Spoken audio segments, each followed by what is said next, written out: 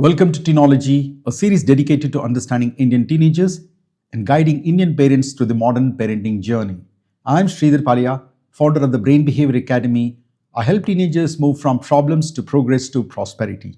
Parenting an Indian teen is very different from parenting, let's say, someone in US, China, or anywhere in the world.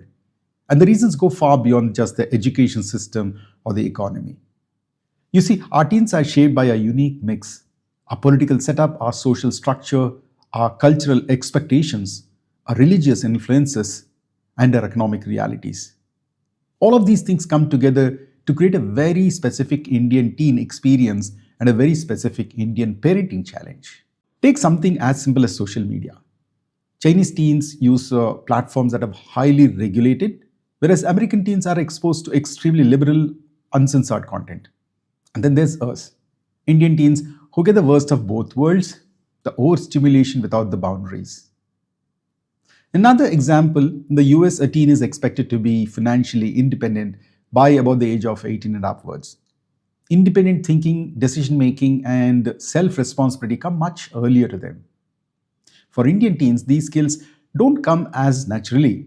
And again, it's not whether it's a right or wrong, it's just different. And that's why parenting has to be culturally sensitive.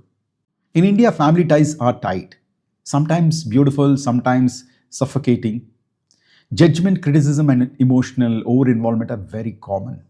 And all these affect how our teens really think, feel, and grow. Think of a small sapling in a nursery. It grows inside a controlled incubator. Our teens grow inside something similar, a teen incubator. When they enter adolescence, major cognitive, emotional, and behavioral changes starts happening, and this incubator becomes extremely sensitive. This incubator, or what we call it as a teen incubator, is shaped by four different forces. The one that is coming from the home, second is the influences of school and peer, the third is the society at large and the media, and the fourth, all other factors. And just like the plant needs right water, light, and temperature, our teens need a balanced chamber temperature in all these four areas. If any of these four elements becomes either too hot, too cold, or too unstable, the teen's growth gets affected. And the most powerful of all these four is the home. Let's talk honestly. A home environment becomes toxic when there are frequent fights, frequent arguments, there's a constant criticism, or a habit of nagging, sulking, or shouting. There's a negative tone, sarcasm all the time, blame game, guilt, and there are emotional instabilities. Unfortunately, many Indian homes experiences this far more than the families in the West. And why? Because our families are more emotionally intertwined, and over time, these constant conflicts becomes the norm.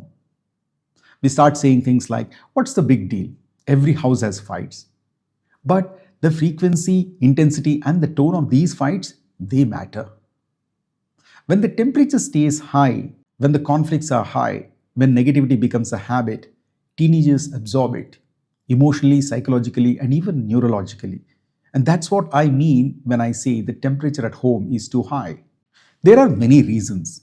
First is that parents inherit these patterns such as criticism, comparison, guilt, or shaming from their parents, and it becomes their second nature. They don't even realize they are doing it. Second is that look at our society. Nothing comes easily. People have to fight for everything at work, in government offices, in traffic, even a simple queue, right? So when survival requires being assertive and fight for rights, gentleness becomes rare. And historically, India has lived through the struggles of independence, colonization, scarcity, and instability. And that scarcity mindset still lingers for a lot of people. Now, add to that, we have nuclear families, and both parents are working. The cost of living is really skyrocketing, chaos and traffic everywhere, the population explosion, stressful corporate lives, coupled with the no support system, no time, and no space. Put all this together and you get homes that are emotionally overheated without anyone really realizing it. The first step is not fixing your teen. And the first step is actually becoming aware of how the home temperature is affecting your teen. Many Indian parents live in denial and they say it's normal. Everyone lives like this.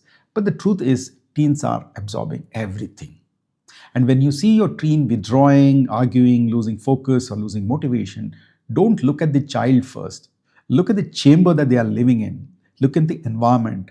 If you sense that your home climate is affecting your teen, pause, slow down, and observe. Identify the stress triggers, find the patterns, and break the old habits. See, not every conflicts need high energy, not every correction needs shouting, and not every mistake needs a lecture. Calm parents create calm teenagers. And before expecting your teen to change, parents must undergo a behavioral shift themselves. Yes, life is busy. Yes, responsibilities are endless. But if there is willingness and the right guidance, the transformation is not only possible, it is liberating. In the next module, I'll talk about the influence of schools, peers, social media, and the society, and how each one of these is shaping the personality of our Indian teens. There is so much happening in teens' world, and parenting becomes easier when you understand the full picture. So stay tuned, there's a lot more coming.